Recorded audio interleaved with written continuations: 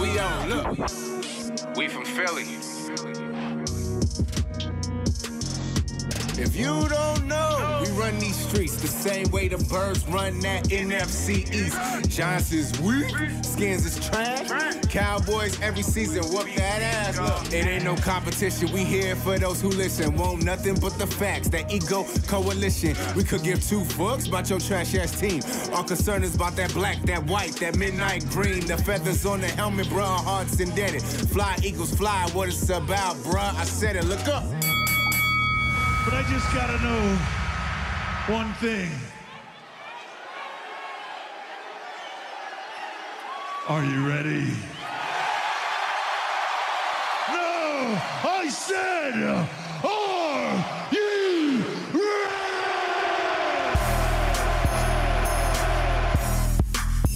What's up, Philadelphia?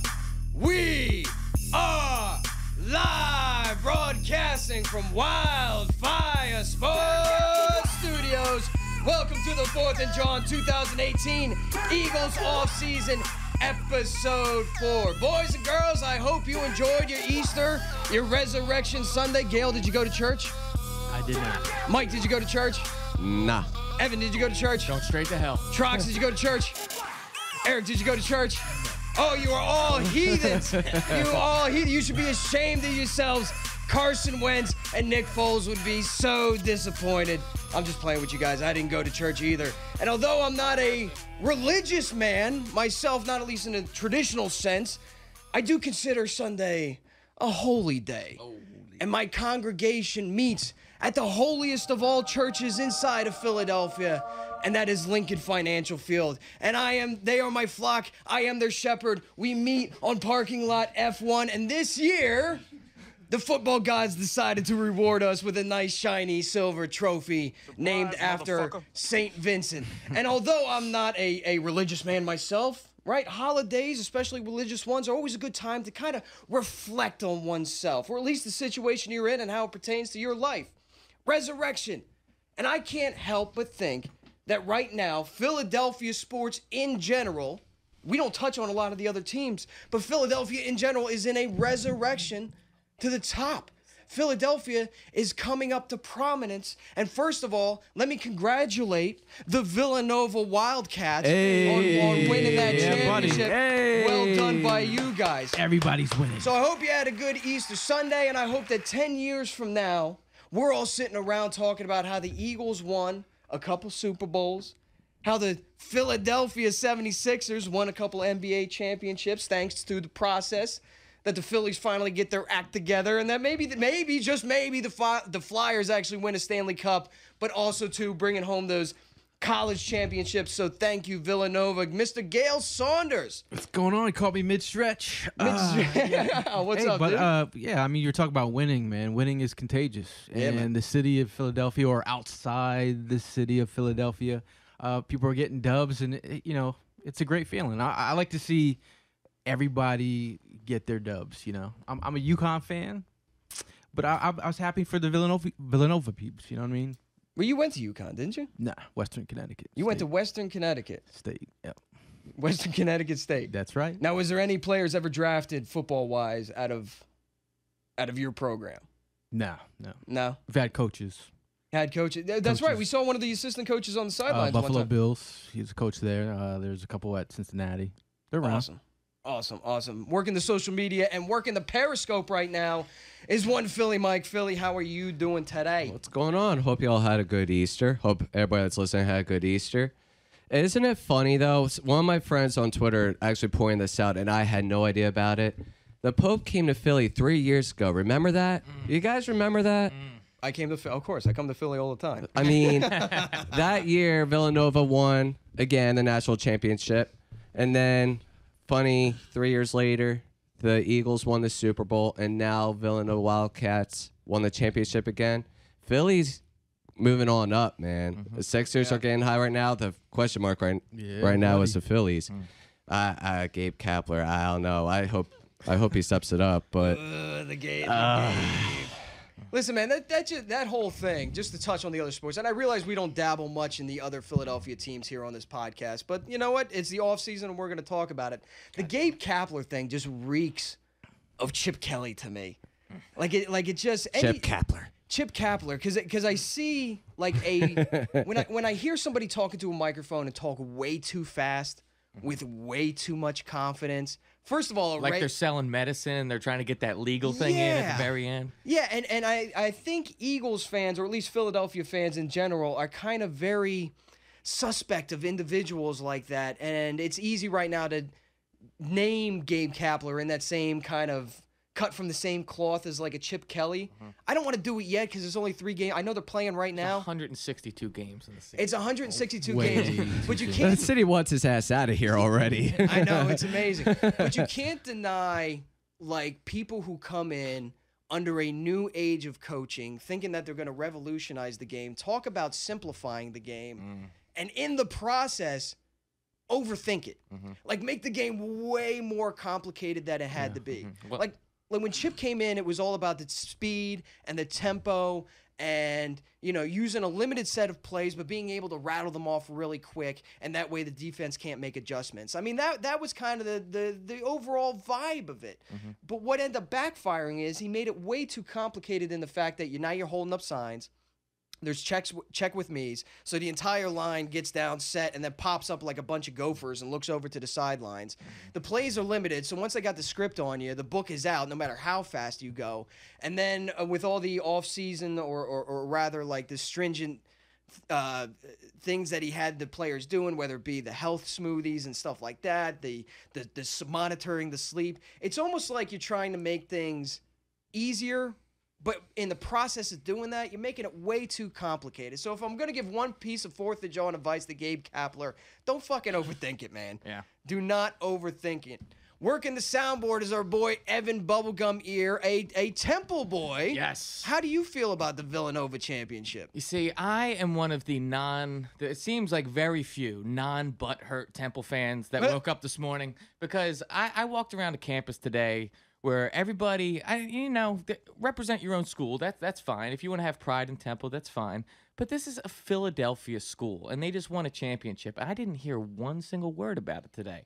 From the Nobody teacher. said anything. Nobody said anything. Like Nobody it never was even happened. wearing blue. And I'm just like, I get it. There's a rivalry. There's an inner city rivalry going on there. But like, Philadelphia just won another championship. Why can't you bask in that? Is that rivalry really deep? No. Well, I mean, if you go way back, yeah. But like, Villanova has been so head and shoulders above every other school in Philadelphia right now with their basketball program for such a long time that it's compared that whenever Temple beats Villanova, it's like their Super Bowl. Is Villanova a Philly team? Yeah. Are we going to go down I'm going to go there. I've been getting no going shit down about it that on road? Twitter If as we're it going to is. go down that route, I mean, I'm a South Jersey boy. I've lived in South Jersey my entire life. I am as much of a diehard as I feel like anybody else, and like for you to tell me that I'm over some sort of line that's been drawn in the sand, I can't be that much more of a fan. I think that's blasphemous. I don't know. I kind of have the unique perspective on it in the fact that I like yourself. I grew up in Jersey. Some people call it South Jersey. Some people call it North Jersey. I would call it Central Jersey, but some would argue that Doesn't sort exist. of place doesn't even exist. I would say I'm Central Jersey, although I did live in Philadelphia for 3 years, which in no way, shape, or form makes me qualified to speak on behalf of Philadelphians or about Philadelphia team, what isn't Philly and what's not. I can't answer that question whether Villanova is a Philly team or not, because they're like 25 minutes away, or whether they're like Temple is in the city. What I can say and suggest to Villanova fans, it's your championship. It's yours. Enjoy it. I was rooting for you. I think everybody in this room was kind of rooting for you. Yep. Go Villanova. Yep. When they won, TV turned off, and we fucking forgot about it. It means at this point, it means like it's for you. It's not for us. Yeah. So don't push it on. And I'm not even sure the Villanova people are pushing it on the rest of Philadelphia. Like, let's say maybe on a slow news day, the rest of sports talk radio is kind of, because 610-232, call in, is Villanova a Philly team or not? But I can imagine, like, it's like, hey, the Eagles won the Super Bowl, and some Villanova kid's going to be behind me and be like, yeah, Villanova won the championship. Like, if you're a Villanova alumni, if you currently go to the school, if you're a fan just for the sake of being a fan, if you had a parent to go to either one of the schools, just know that's for you. It's not necessarily going to be for everybody in the city. Well, let me get you guys' take on this at least. What should get more love or an equal amount of love? The Philadelphia Soul winning the championship, or Villanova winning the national championship? Villanova winning. Oh, Villanova. I completely agree, 100%. Yeah. Souls right now is like, what the fuck, y'all? Why y'all dissing us? Although we did see the Soul Super, what do they call it? The champions at that parade. Remember we all went down there? That was at Xfinity Live. I think they were just I mean, there getting was some super fans of the Soul. Yeah, I got a free painted shirt. up. But historically, I mean, Villanova is a school that's been there. I don't think anybody really. It's got more roots in Philadelphia. It's got more roots in Philadelphia, and having not gone to a Philadelphia school, I don't know that. I know there's some sort of weird dynamic between like Drexel and. I mean, can't we just agree that Philadelphia is a basketball city? There's a lot of history. Yeah. It's just great to see if we just Villanova win and people in Philadelphia be excited. If we just concluded that Villanova has more roots than the Philadelphia Soul, absolutely. Can we therefore conclude that Villanova is a Philadelphia school? It falls under the umbrella of Philadelphia sports. Yes. There's no denying that. Shout out Big Shirley. Absolutely. Why was he pro or anti? Oh, he's pro Nova. He's pro Nova. His tweets were on fire the whole night last night. I know Nelson preaching. Nelson is a Michigan fan. Yeah. He's all over the. That's why he's not here today. Arizona Diamondbacks. Is that why he's not here? Probably. Today? Yeah. He didn't show up because he didn't want to get because that Michigan lost. All right, well, bringing it back to the NFL. Before we got down here, I was reading some tweets. I didn't have a lot of time today to kind of look over the timeline, but the one thing that did like pop right away was that Brandon Cooks on his way to the Rams. What are the trade details on that? Does anybody know for sure? It's the Rams get a 4th round pick, and they get Brandon Cooks, and then they get a first and a 6th, right? First, I believe it was a 1st and a 6th. Yep. Can the Rams just stop? Can they just fucking stop? They're being right a now? threat, yo. Like, listen, it is a off season like I can't ever remember in recent. Are you saying you're worried? Yeah. Yeah. Oh, what? Yeah. Oh, Yeah. Yeah. Listen, I'm not going to be one of those dudes like. You hear them all the time. Like, look, bro, I'm not scared of this team. I'm not scared of it. Like the minute you start talking about being scared. Dudes want to be like, dude, I'm not scared of the Rams. It's Dream Team 2.0, man. It's just gonna fucking blow up in their face. It's Dream Team 2.0. I'm not scared. Nobody's questioning your manhood or asking about the size of your dick, dude. You can admit that the fact that the Rams are loading up, man.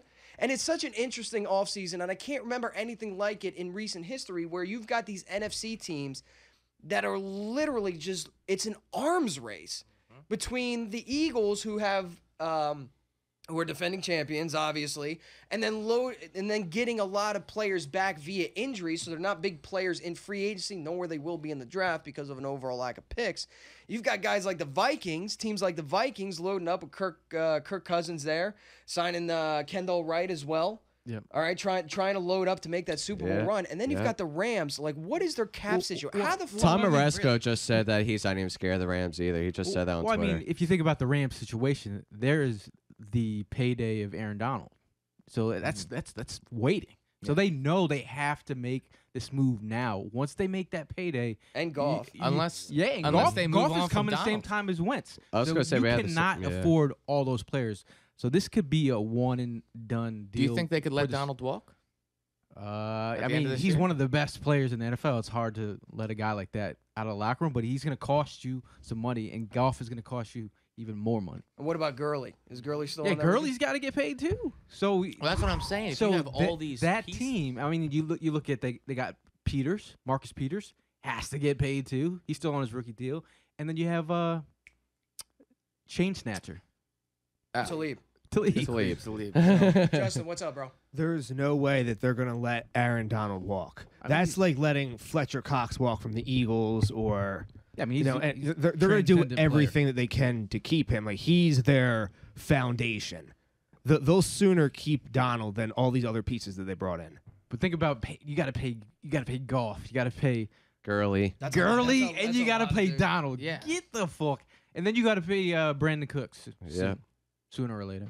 It's interesting though how New England kind of like rented him for 1 year and then flipped him for a first round pick because they gave the Saints their 32nd pick when they were champions and now And they didn't give him a new contract either, did they? Patriots. Nope. So he's still on his goddamn. He probably still sipping straws right now too after that hit from Jenkins from the Super Bowl. I really believe He'll it. never be the same No, after he that won't be one. the same. He'll never be the same after that one. I mean, I truly appreciate what the Rams are doing from like a football Yeah. perspective. Like I think they're making some really smart moves. But at the end of the day, you have to make it fit together, and that will come in the offseason. And they're gonna have to come together as a team. Right now they're For 1 year. I mean, basically 1 year before all these other guys that were homegrown talents got to get paid and all these other 1 year contracts kind of move on. I can't help but think, too, that part of this arms race is not only targeted for what the Eagles did, and a lot of people are kind of following the Eagles mold as far as bringing in veterans for 1 year deals when you feel like you're going to get ready to make that run. But also as well, you got to look to that okay, let's say this. Owners meetings just happened right now. A lot of rule changes, a lot of things were said in the owners meetings that we necessarily didn't see coming. The overall Green Bay Packers front office stood up there and said, listen, if we can't make kickoffs safer, we're just going to propose to eliminate them. So the way the CBA expires after the 2020 season, right? Yes. Yes. Sure. 2021, there's going to be a lot of changes. That's even if they play. Like you're facing another lockout. Like you can remember us day upon day upon day. That was brutal. Looking at NFL Network, I can remember just watching it for hours. Just anything yet? Did they make any headway? Oh no, the sides are further apart. Yeah, the NFLPA. Players Association, they're on this side. Roger Goodell's on this side. They're further apart today than they were yesterday. And then finally getting it done for an abbreviated, training camp session, and then going into the season. Luckily, we didn't lose any football. But the way this CBA is going to be done moving forward, you're going to see a lot of things proposed, like guaranteed contracts, a lot of significant, not insignificant, significant rule changes. You might see the game change completely. So not knowing what the league is going to look like after the 2020 season, I don't blame some of these teams for trying to load up, now and make your Super Bowl run now while you know what the league looks like right now. And aren't you happy as an Eagle fan that you have that Super Bowl ring? Yeah, dude. Yeah, there's no Monkey off the back. This new rule with the hitting. That The could, helmet not thing? lowering your head. That could affect some things. You think about Affect a lot of you things. think about the Malcolm Jenkins hit and yeah. what that hit meant to that game. That could be a penalty next year. So I'm just happy as an Eagle fan that we have ours already. And what's catch and what's not a catch is probably still not going to be determined to this day as it is. Because remember we were mentioning last year that it was I think like I think it'll be better. Yeah. It'll be better going forward. But they just fixed that, and now you have this. So I'm like, why, dude? They just fixed it to Yeah. make it more, let's say, offensive friendly, which the league has always kind of trended towards anyway. They want higher scoring games. It's better Higher for scoring ratings. games. I mean, just look at the Super Bowl. Yeah. I mean, there was no defense in that whatsoever. I wouldn't be surprised if, we look at that Super Bowl and say, my God, the Eagles punted once, and that was the only punt in the entire game. Look at the score. Where was the defense? That's what the league might look like moving forward, no matter how good your defense is and no matter how much you stack the deck like the Rams are trying to do. The rules in place are always going to favor the offense. So, I don't know what this league is going to look like moving forward, but I don't blame some of these teams for loading up there. Another thing that was discussed, especially during our owners' press conference, is the question of the Kelly Green again. It's like an every year thing now. The Kelly Green again. Look. Players are mentioning it all over Twitter too about bringing Kelly Green back. It happens every offseason. Yeah. And I would love to see the Kelly Green back. but I'd be lying if I didn't say mostly because so people would shut the fuck up about it anymore. Like the Kelly Green is what me and Gail kind of grew up in. I'm wearing it right now. He's wearing it. Yeah. If we're going into a pro shop, chances are we're going to grab some swag that's Kelly Green or the old style logo just because that's what we grew up in. But I'm just every off season. There's people in my mentions. There's people in my DMs. I'm watching videos on YouTube as to why they should bring back the Kelly Green. It's just like a parrot in my. It's like a tape recorder. Parrot. Bring back the Kelly Green. Kelly Green. Every off season. Bring back the Kelly Green. I could see Hey, it. it'll match Jalen Mills' hair though. Yeah, Better. It's true. A little bit better. I could see it as like an alternate jersey, but let's be real. The midnight green of the champions. I mean, like I've been a big Kelly Green guy from like, yeah, buddy, bring it back. But then after they won, I'm like, you might want to hold on to that because it got you there. So Yeah. let's stick to That's how I feel about it. Yeah. The big. Maybe know how save it for hard the Thursday night football game. Bring the Kelly Green back just for that game. I mean, the Their like color a rush color game. rush game. Yeah, the that's color what I'm rush. saying. That's Like what an they should alternate do. jersey. I Just think one-time could be deal. Like that. Yeah. you know how hard it is to match a pair of kicks with the midnight green. Oh yeah, it's You a know, difficult color. It's a hard color. For a black dude, that's black man problems. Black man problems. But the big problem is, of course, the different colored helmets. That's the big falling point.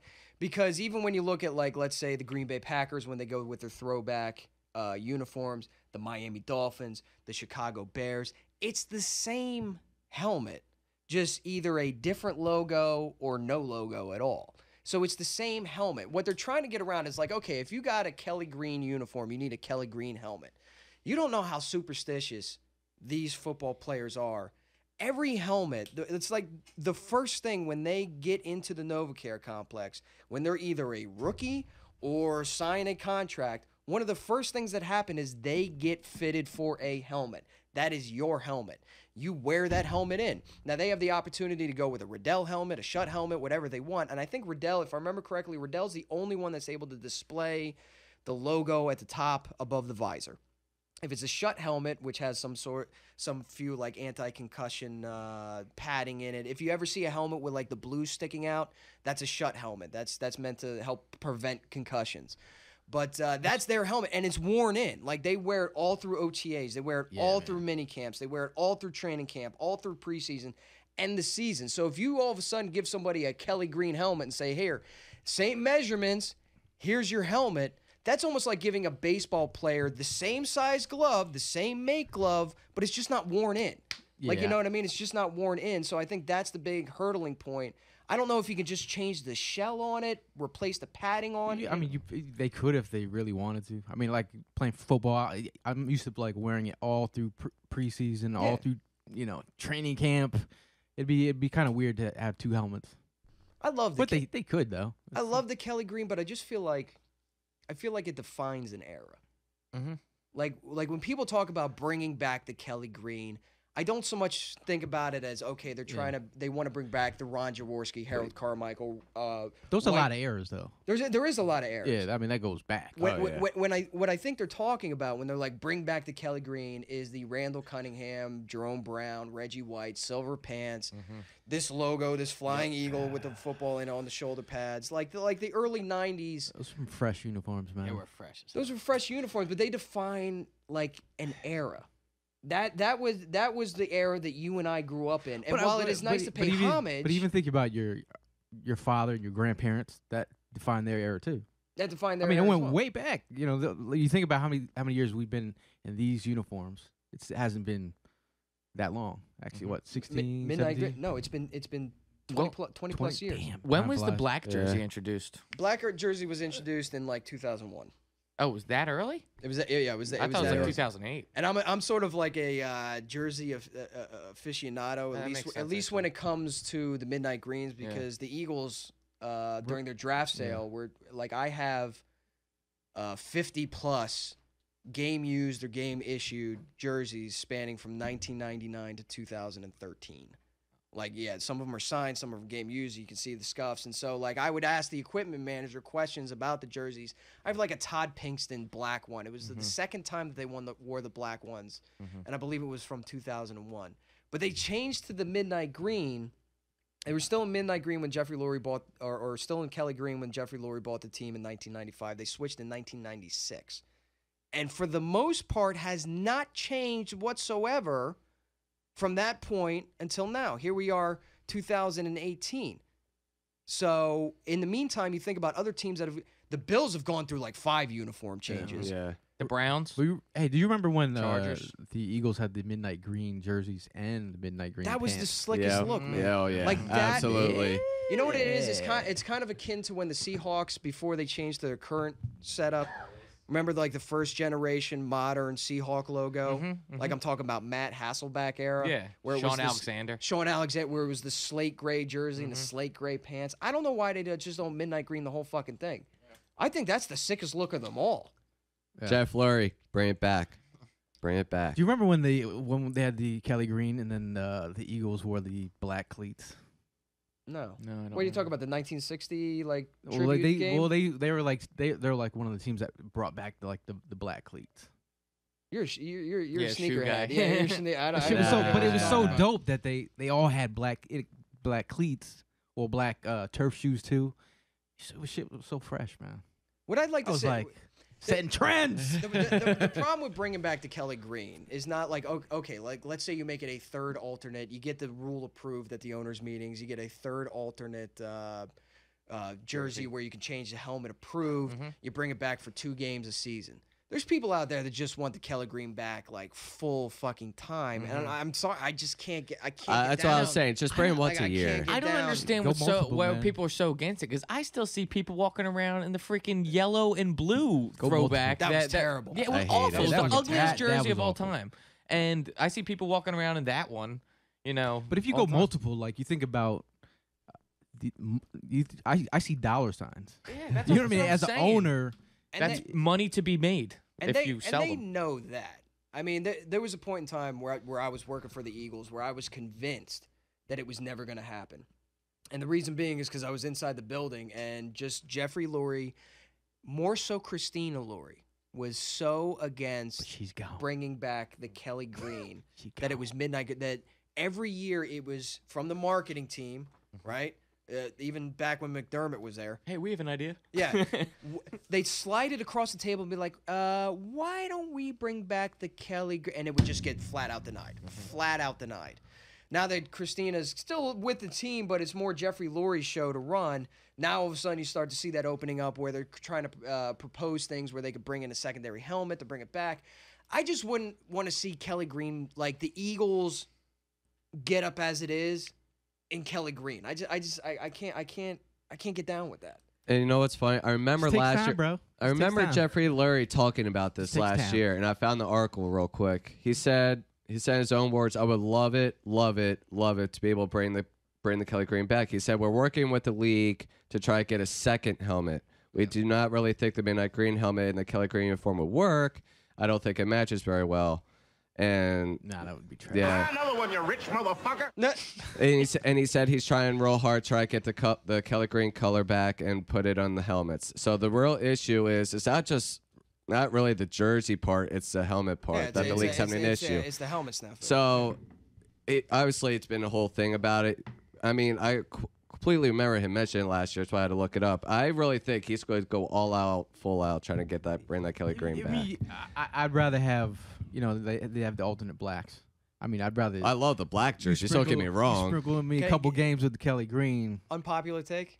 I don't like the black jersey. I like the white jerseys. Hold on, This hold on. guy. Before you totally like Come throw on. me under the White bus jerseys. being like white on white, and I do like the white on white. I like think, the white all right, jerseys. all right, Did you like Mark Sanchez on that white on white when he was here then? I didn't like Mark Sanchez on anything. Yeah. The black jersey. Piccolo tweeted out a photo. Here's what I could get down with, and tweet him and see if maybe he can repost that photo. Okay. I think it was Sidney Jones, and it was like a gray jersey with green Yeah. lettering. Oh, yeah. Trox is shaking his head. Yeah, I saw that. I thought that was. I would love that look. You don't have to change the helmet. You go color rush with like the gray. I like it. It's okay. Here it It's is. alright. What do you think, Justin? I have one of those colored jerseys from Michael Vick. Do you? Yeah, Is it one of the Chinese knockoffs? absolutely. It's kind of fresh. Is Pretty fresh. That's a good look right there. It's a nice Yeah. little look. Save that photo. Tweet it out for me. Tweet it out and see. Would you rather this or the black jerseys? I would. shit's I wear hot, the dude. hell out of that. That shit's Yep. hot. Yeah, no, that's a good look. I don't want them changing the wing at all. What I'd like to see them do is The just wing's nice, though. But you could. in the green. It's in the green. Yeah. I mean, it's pretty good. But have you also seen that photo of the mocked up Carson Wentz in the Kelly green? Yeah. With this, looks fresh too. Yeah. Yeah. We need to talk to some people. What I'd like to see is just them like update the look. Yeah. Like I wouldn't want them to deviate from the midnight green, but let's try to spice it up a little bit. But I'm gonna give you props for the white. Actually, during the playoff, not playoffs, but I mean during the end of the season, they wore the white on white. Yeah. Look kind of fresh. I remember seeing Aguilar, and his shit was like pretty tapered up, nice. I searched high and low last season for a white military Sidney Jones jersey. Those were fresh as hell. Couldn't find them anywhere. Probably because he wasn't on the field. The white on white, I know people hate them. I just think it I just think it makes the green pop. I'm sorry. Like I think it makes the green like the green lettering. I'll let I like the tampon white jerseys. Jesus Christ. Oh my God. What we got here? Fucking comedian. Speaking of fresh new threads, we do have a new shirt out, which is pretty awesome. It is our response to the Vikings fans kind of making that fuck Philly shirt. Dude. Which, does anybody want to buy my shirt? Which one certain podcast guy I think got reported and taken down. We introduced the Skull Baby shirt, which you can purchase on the Wildfire Sports page underneath the 4th and JAWN tab. They're selling pretty quickly. We're definitely wearing them for the season opener, which it is yet to be confirmed, right? But it's pretty strongly rumored that the Vikings game will be week 1, Thursday Night Football. Yes. First to open up the season. Oh, that's gonna be so great. And we Put just them right been back in their place. Oh, we just been owning the Vikings like it's nobody's business. We ended their 2016 undefeated streak. We won the coin flip. We beat them on the Alshon Jeffrey sweepstakes. We beat them in the NFC Championship game. We won the Super Bowl in their stadium. Now they're going to have to sit there and watch us raise the banner. Oh, by the way, in addition to the skull shirts, the night before, we are going to do our own skull chant on the Art Museum steps. Hey. We're gonna do Foles. Yes, Foles. Foles chant, just to show them once again whose house they're going on and that nobody disrespects Philadelphia, especially when we're wearing that ring. And now you're stepping into the champion's house. Speaking of fresh threads and fresh things to wear, we got a special guest in the studio. His name is Eric. He owns Illustrative Creations, and he is one of the main designers, or one of the guys who contributes to the NFL My Cause, My Cleats program. Eric, pleasure to have you in the studio, man. Can you tell us a little bit about like what you do with these cleats, bro? Absolutely. Thank you for having me. First of all, go Birds. Go Birds. Yes. Go Birds. Yeah, man. I'm definitely big into football, of course, and then somehow I got started with cleats. I saw something on TV one day. Actually, former Eagle Deshaun Jackson had on some cleats. I was really excited about that, and I wanted to give it a try. It then, just took off and blew up from there. And as you see, so many, players and teams are taking place in, the My Cause, My Cleats, and, they're allowing players to, wear different pairs of cleats and, show their creativity and show so much about themselves. I know we're all excited the Eagles won the Super Bowl. I mean, I had Malcolm Jenkins this year. I had Najee Good, Jalen Watkins. So when you say you had them, that you designed cleats for them that yeah, they wore? Absolutely. On the field? Absolutely. So you designed the cleats that Malcolm Jenkins and then wore on the field. Yes. That is amazing, Yes, bro. man. Are those the Under Armour cleats? Yes. Yes. Okay. Yes, I actually tweeted those out. yes. Actually. So yeah, man, it was a big deal. I was really excited because again, being an Eagles fan, I wanted to be a part of it somehow, some way. So being able to finally get an Eagle, I've messed with different players throughout the league. Rattle some off, man. Oh my gosh, Arian Foster, Terrell Suggs. Wow. Big names. T Sizzle? Yeah, Keep it Sizzle. going, man. Yeah, Keep it Sizzle. going. Who else? D'Angelo Hall, Bashar Breeland, a lot of Redskins, and it was so crazy when I first got into this. I reached out to Bashar Breeland because I'm heavy into college football. Right. So I knew the kid had talent, and I was able to get in contact with him on Instagram, and he gave me my shot. I was able to go ahead and meet him, and my first time dropping off some cleats, I actually had to follow their bus to the airport when I get there, I come out of my car. I got a big Eagles tag on the front of it, bro. Eagles headrest, everything. No. Their manager's like, ho, brother, you can't do that. I'm like, yeah, whatever. Bashad, come here, man. I'm like, listen, man, I got your cleats. So, I was able to, link up with him and just continue to work throughout the league. So finally this year I was able to get an Eagle player. And then once I got Malcolm passed the word off to Jalen. Jalen passed it off to Najee. There are a couple other players who were interested, Trey Burton. But I think he really was just waiting for the my cause, my cleats thing. And I just was like, listen, I have like 40 pair of cleats I'm working with right now. Eric Kendricks, we just talked about the Vikings and that terrible team. I work with him as well. Jerron Brown, he was actually with the Cardinals at the time. And again, there's just been so many different, pairs I've been able to get a chance to work on. So it's been pretty cool. Now, you hand paint all these? Hand paint and airbrush, yes. Hand paint and airbrush. And how long does it take you to rattle off like a pair of cleats? Yeah, about that. It actually depends. Most of the time, the athlete just puts it in my hands to, decide what I want to do. And it can go anywhere from, 3-4 hours to 2, 3, 4 days. It just depends on what it actually is, and how, difficult and complex I want it to be. I see. Now, has anybody ever come to you with a design or an idea that you were like, I don't know if I could put this on a cleat, or the league might not approve of this? Like when it comes to my cause, my cleats, do the players have like full autonomy? Like I can put whatever I want on the. Now it's always for a good cause, obviously, but is there ever a thing where it's like, maybe this can go on a cleat, or the league gets involved, because you're dealing directly with the players. Correct. Is there a third party with the league has to approve it too, or is it just fully go? The rule is this as such, and I've seen it with my own eyes. If it goes with the uniform, you're good. So there have been different ideas that I came up with. Again, I worked with Bashad Breeland, which initially started. I hate the Cowboys. You guys hate the Cowboys. It is what it is. Yeah. I wanted to do something with the spear going through the star, shattering the star. He was kind of scared to do it. He's like, oh, no, I don't want to do that. I may get in trouble. Don't be a pussy. Listen, go ahead. Go ahead and do it, man. But no, as long as it has the team colors, you're absolutely fine. I have had one player get fined, though. I don't brag about it. I actually was a little pissed.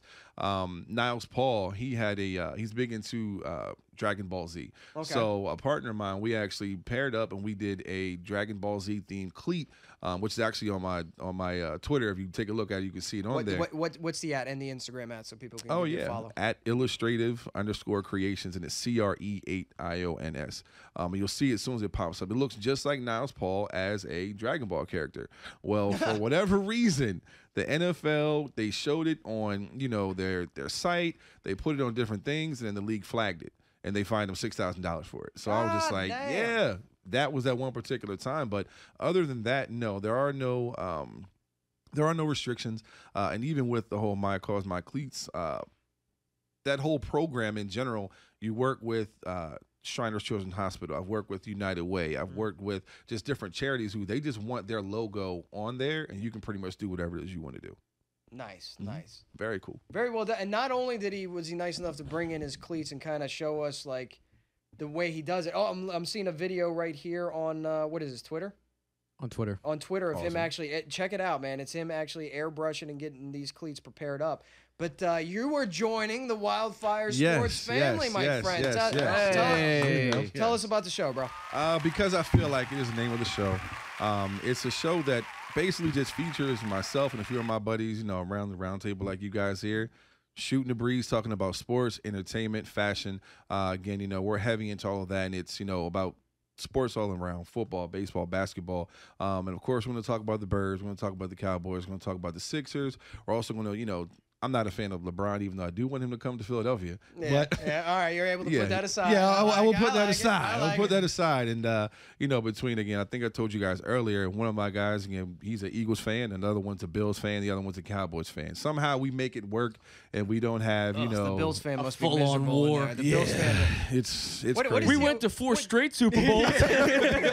like back in the day. Yeah. We didn't win any of them, but he always throws that out there, and I'm just like, Yeah, second place counts for nothing. I don't want to hear that. Isn't it nice as an Eagles fan now to kind of like brag about like Oh my How many rings you got? Yes. we'll just put that all to bed. You know what I mean? Yeah, absolutely. Absolutely. I was sitting in line. Just a quick story. I was sitting in line.